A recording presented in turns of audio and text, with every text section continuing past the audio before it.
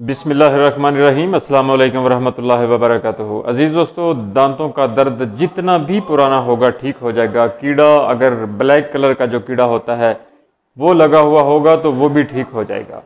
मांसखोरा जो है वो भी ठीक हो जाएगा। नुस्खा सिंपल सा है, नोट फरमा लीजिएगा।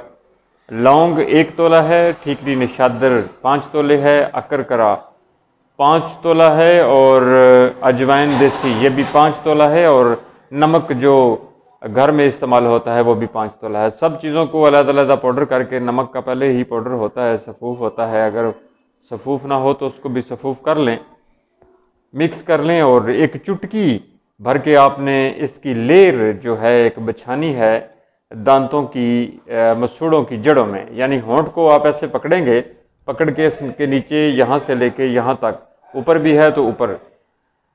5 से 10 मिनट में दर्द तो इंशाल्लाह ताला रुक जाएगा। पुराना दर्द है आपको तो वो भी इंशाल्लाह मुसलसल इस्तेमाल से ठीक हो जाएगा।